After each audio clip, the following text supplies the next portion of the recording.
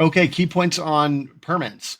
You got to have a license, you got to have permits if you're doing legitimate work as a contractor. I don't care what state or where you're at, but you got to have it. So, local requirements, every city and county, some of them share different building departments, but for the most part, they have unique independent building departments. Okay. So we have to make sure that our work, meets or exceeds all of the requirements. So we're not going back out to fix something that was silly. Um, and yeah, so we want it to pass the very first time around.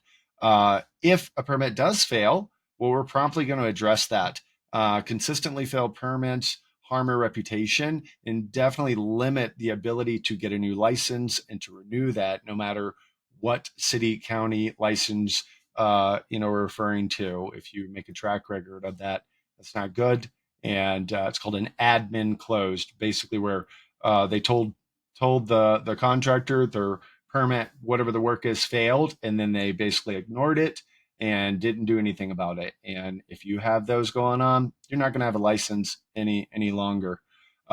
Inspection timing. After we request an inspection, really it's out of our control. Okay, delays upwards of 6 months are not crazy. I mean, it does happen. I mean, it's crazy long, but Pikes Peak Regional, they get really bogged down. These guys have 5,000 roofs to go look at, and I've seen it up to 6 months where it takes them to come back out. So for that matter, we say you can't hold up payment because of a failed status permit or anything like that, because it's really out of our control. For homes with solar, if you already have solar, a lot of times they do grant us a rushed roof inspection request. So they'll come out in maybe a week or two instead of 2 or 3 or 6 months. So if you do have solar, a lot of times they see that you already had solar, they see your permits, they'll come out quickly, get it done so we can get that solar back up as quickly as possible. Okay. And then we have an extremely low permit failure rate, maybe like 1 out of 100. And it may be just because a random requirement, but it's paramount that we get that thing fixed and making it passed as quickly as possible because you know we got to have basically a flawless record. Doesn't mean that we're not going to make mistakes.